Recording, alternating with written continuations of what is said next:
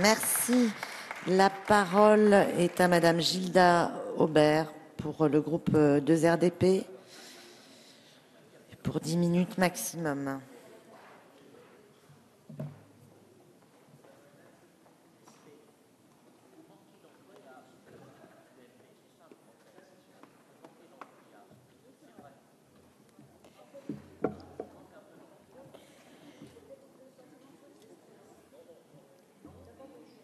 Madame la Présidente, Monsieur le Ministre,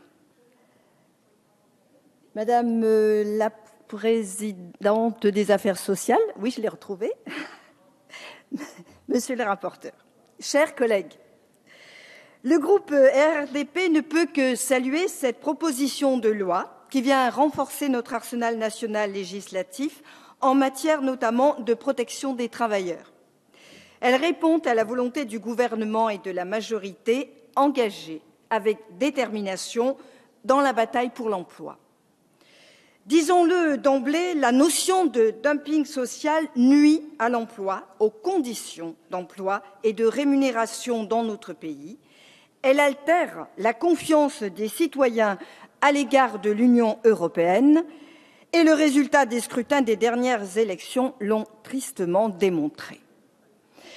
Le dumping social contrevient à la libre circulation et à la libre concurrence des travailleurs, car cette libre circulation doit s'assortir entre les États membres d'un équilibre, d'une mise en conformité de la rémunération et des conditions de travail. Et il ne s'agit pas, en l'occurrence, de nier le détachement des travailleurs. En effet, rappelons que pour 220 000 travailleurs détachés accueillis en France, 170 000 l'ont été de notre pays vers l'Europe. En favorisant la prestation internationale de services, sans que soit engagée une réelle procédure de contrôle, la directive sur le détachement des travailleurs a vu s'instaurer et se développer une pratique frauduleuse.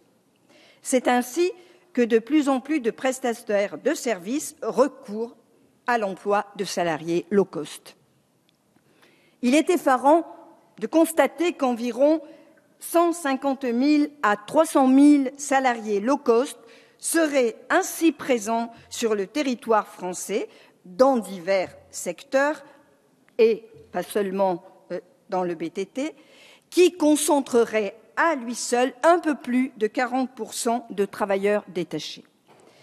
Ces chiffres sont des estimations, en effet, puisque force est de constater que les détachements ne donnent pas forcément lieu à une déclaration préalable de la part des prestataires de services.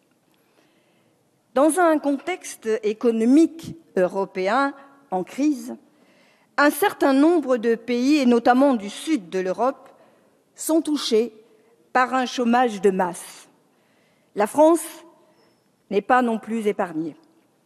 Ainsi, afin de poursuivre leurs activités économiques à moindre coût, nombre d'entreprises emploient des travailleurs détachés.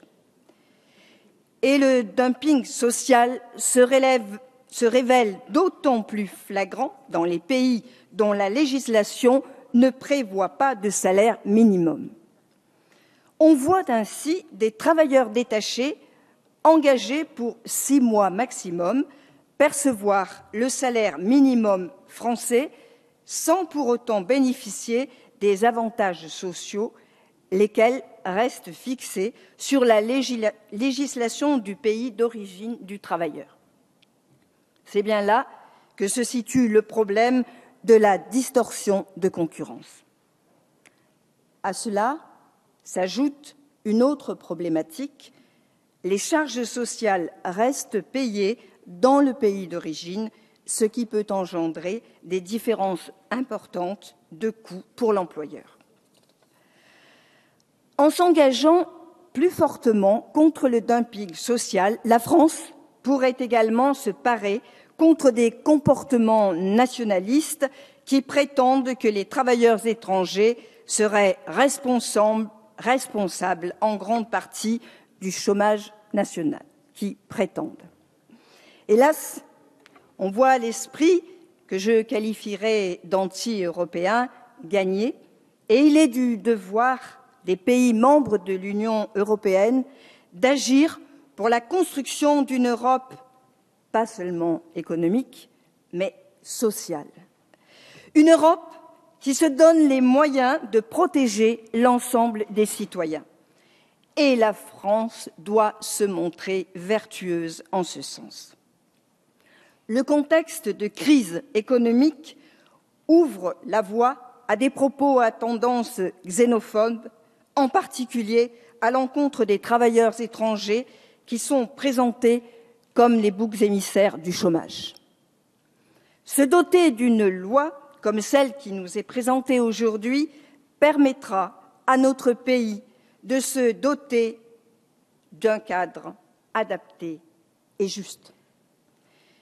Bien que satisfait du texte découlant de nos travaux dans l'hémicycle pour notre groupe RRDP, et que, comme souhaité par les parlementaires, les entreprises et prestataires de services responsables d'infractions pour le travail illégal, excusez-moi, et j'ai oublié la fin de mon texte. Bon, je conclurai rapidement, simplement que le groupe RRDP votera, bien entendu, cette loi, et pardonnez-moi. Vous êtes toutes pardonnées, Madame Aubert.